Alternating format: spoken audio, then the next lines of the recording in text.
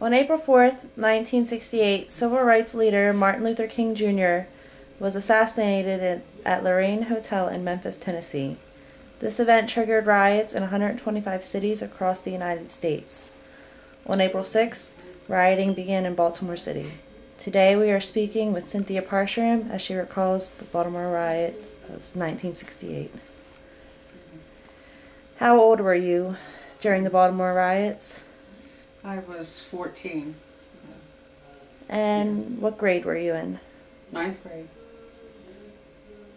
And where did you live? We lived in Vickery Villa. It's in Middle River area of Baltimore County. And prior to the assassination of Martin Luther King Jr., had you heard of him? I heard of him. We learned about him in school, during social studies time, but we weren't real acquainted with everything that he was doing. Okay. How close were you to the rioting? Did you see anything? Did you actually witness any of the violence or looting that was going on? Well, what we witnessed were the fires that were going up. My parents didn't want to stay in Baltimore while it was going on, and they packed us up in a car to go to North Carolina. And we were seeing the smoke billowing up from Baltimore City when we were crossing the steel bridge. That was part of 895. 95 didn't exist at the time. And what about other people in your neighborhood? Did people stick around, or were you guys pretty much following the crowd? I don't know. I don't really know. It's kind of a blank space in my mind. But I was surprised, thinking back on it, that we went, because it was right in the end of the tax season. Mm-hmm. And my father never went anywhere during the tax season, as he prepared income taxes. And so we never went on vacation and traveled any, so, Why do you think your parents felt it was necessary to leave? I think my father was afraid. I think that he thought that the trouble would come out into the county, even though where we lived was a quiet area. We had gone into the city a lot of times during the summertime, because my dad also ran snowball trucks, so we would go in with him just for the ride to go down to Gay Street and pick up snowball supplies. But, so we traveled back and forth, but it was little things. Did you really understand what was going on, why the riots were occurring? No.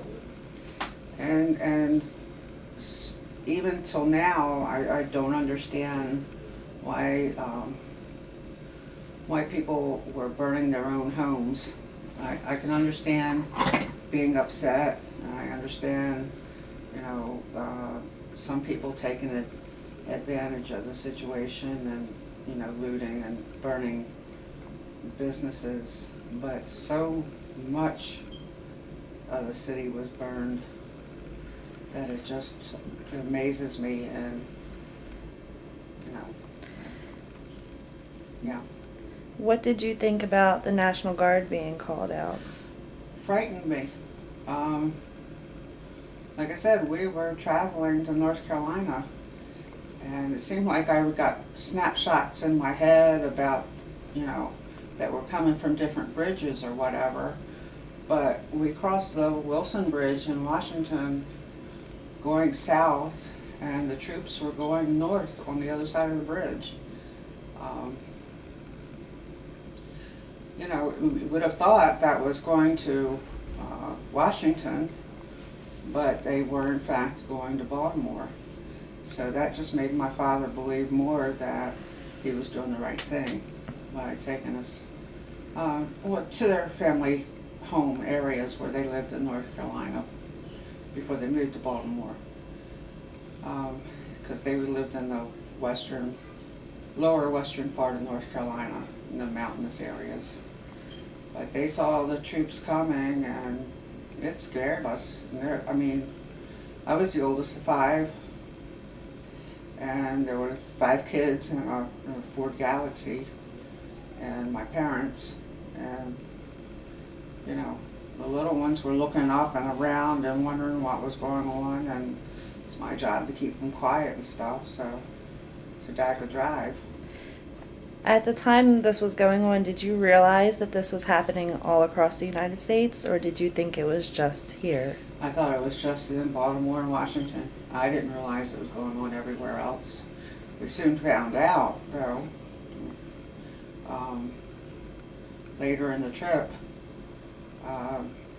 there were curfews as we were traveling south through Richmond, Petersburg, St. Petersburg, and Dad finally needed to get gas, and it was dark, and we were in Durham, North Carolina, and everything was under curfew, locked down, and we were running out of gas. So Dad pulled into a gas station, and we slept there, or if you want to call it sleep. The gas station was closed, and Dad sat up all night watching and waiting because he knew there were riots going on in Durham as well. And later on, he was like saying he took us out of the frying pan and put us into a pot. I don't know how that saying goes, but evidently Durham, it was in a worse situation than Baltimore. So here we were, 7 people sleeping or staying in a car in the middle of Durham in the parking lot. That's it. You said before these events took place that you used to go to the city often. Yeah. How long after the riots did you go back? Probably that summer. Again, like I said, our main reason for going was snowball supplies, and work still came along. We still had to, you know. Was there anything noticeably different about the areas that you had normally been to? I mean, one thing occurred that's changed my life forever, basically. Again, on Gay Street, there were young males that were fighting in the street with each other, taking belts and hitting themselves, and frightened my mom because they were right up to the car, and you know, they were beating themselves, they were fighting amongst themselves, but my mom became really afraid, and it made the rest of us afraid.